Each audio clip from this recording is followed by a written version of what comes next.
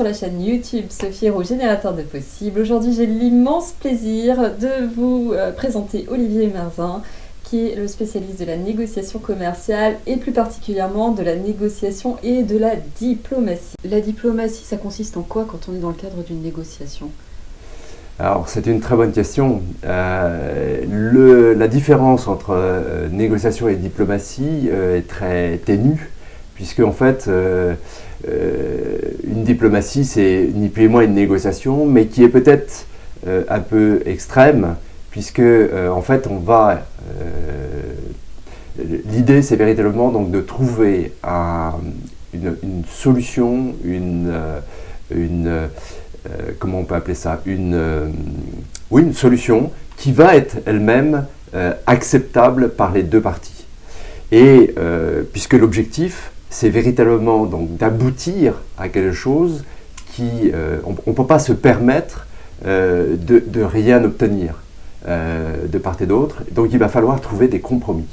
Et ces compromis, c'est effectivement donc la notion de diplomatie. Il va falloir effectivement que de part et d'autre, on imagine qu'il y ait des concessions à faire pour pouvoir donc trouver un terrain d'entente. Et ce terrain d'entente, c'est un terrain, je dirais, c'est une résultante d'une négociation à somme non nulle. C'est-à-dire en fait, les deux parties doivent repartir avec des plus de chaque côté. Pour que véritablement cet accord puisse tenir dans le temps. Donc on pourra parler même de contrat ou d'engagement sur le long terme. Et donc vous comprenez l'importance de la diplomatie, de pouvoir effectivement donc, atteindre ces objectifs-là dans un contexte qui est à fort enjeu. D'accord. Alors, évidemment, il y a des moments où ça coince. Quand il y a un blocage, en fait, qu'est-ce qu'il faut faire ? C'est quoi la bonne démarche ? Alors, effectivement, Sophie, tu as tout à fait raison. Dans une négociation où il y a effectivement donc, ces forts enjeux, on peut imaginer donc, qu'il y ait des situations de blocage. Ce que je préconise, c'est utiliser donc, la stratégie de l'échiquier, qui va ni plus ni moins donc, consister à un moment donné, dans notre approche, dans notre négociation donc, avec nos interlocuteurs, on va effectivement donc, avoir cette situation de blocage.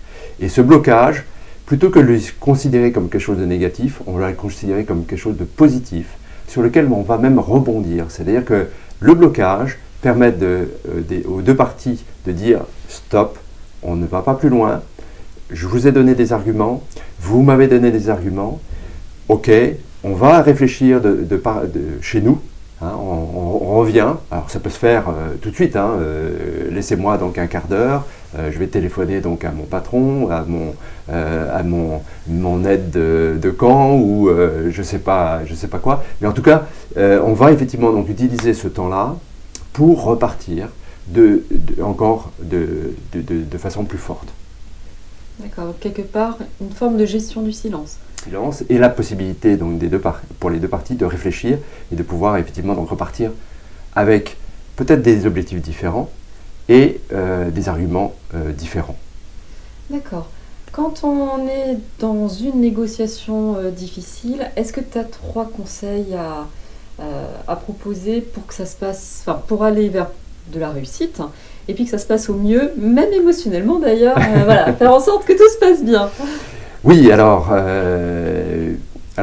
le premier conseil, c'est autant que possible de connaître ses interlocuteurs. Comment fonctionnent nos interlocuteurs, quelle est leur attitude, quel est leur comportement quand effectivement donc, on va leur demander donc, des efforts importants, comment ils vont réagir aussi à nos arguments, hein, comment ils vont effectivement donc, objecter nos arguments.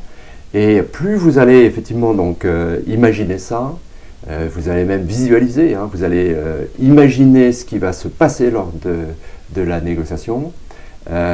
Plus vous allez faire ça, plus vous allez vous retrouver donc, dans une situation favorable pour vous. Vous allez pouvoir mieux gérer vos émotions de cette manière-là.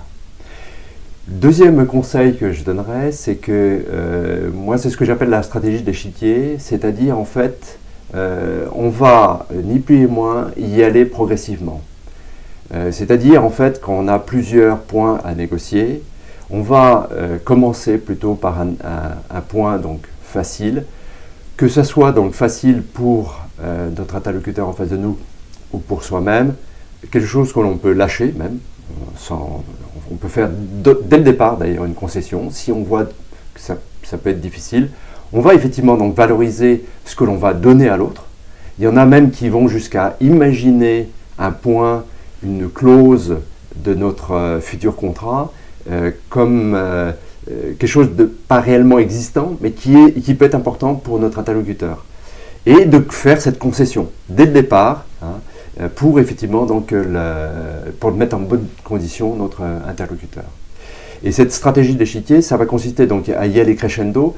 On va, bien sûr qu'il va falloir travailler aussi sur nos objectifs et imaginer le vendeur, notre interlocuteur, si ça peut être un vendeur ou un interlocuteur, ou même dans des situations comme la COP21, on va effectivement donc imaginer ce que notre interlocuteur peut lâcher, et en fonction du niveau, il y a des points sur lesquels ils ne peuvent pas lâcher, des points où ils peuvent discuter, et des points où, à la limite, ça n'a pratiquement pas d'importance. Mais on va effectivement donc imaginer ces différents niveaux de possibilités de concession, et on va faire aussi, bien sûr, la même chose pour nous.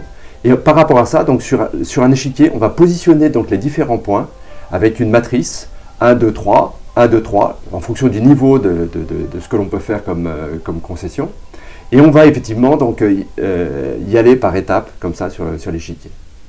Et le troisième point, qui rejoint donc celui que l'on a vu tout à l'heure, c'est-à-dire qu'en fait, si on a effectivement donc bien sûr imaginé que ça allait fonctionner de telle manière, on a visualisé ce que l'on allait faire avec cette stratégie d'échiquier, avec ce positionnement des points sur l'échiquier, et si ça ne se passe pas tout à fait comme on veut, s'il y a une situation de blocage, eh ben on va effectivement donc arrêter là la négociation, on va donner effectivement l'opportunité à notre interlocuteur de revoir sa position, de revoir ses arguments, de revoir sa position, sa position en termes d'objectifs, et nous-mêmes aussi, par rapport aux arguments qu'ils nous auront donnés, pour qu'effectivement, donc, quand on va revenir, on va effectivement donc repartir sur, et l'important ici, en tant que diplomate, c'est important qu'effectivement donc on commence tout de suite à repartir dans des bonnes conditions, et on va y aller aussi, cette fois-ci aussi, de façon crescendo. On va reprendre la négociation comme si comme si on était au départ, et on va faire dès le départ une concession pour effectivement donner quelque chose donc à un interlocuteur et le mettre dans une bonne position pour faire d'autres concessions. Et cette notion de crescendo est très importante pour que psychologiquement notre interlocuteur fasse aussi des concessions. Si je fais une concession, il va faire une concession. C'est cette notion en fait de réciprocité qui est très importante dans la diplomatie. Pour recevoir. Oui, exactement. D'accord. La diplomatie, c'est très important. Je vais donner, mais pour effectivement donc recevoir. Et en fait, psychologiquement, même mon interlocuteur va effectivement donc faire cet effort-là, puisque moi, j'ai fait une concession. Donc il y a cette notion d'équilibre et de jeu à somme finalement non nulle, c'est-à-dire que chacun donc gagne des choses et va effectivement donc se retrouver satisfait de la négociation donc à la fin. Merci beaucoup. Merci Olivier. Sophie. À bientôt. Bye. À bientôt.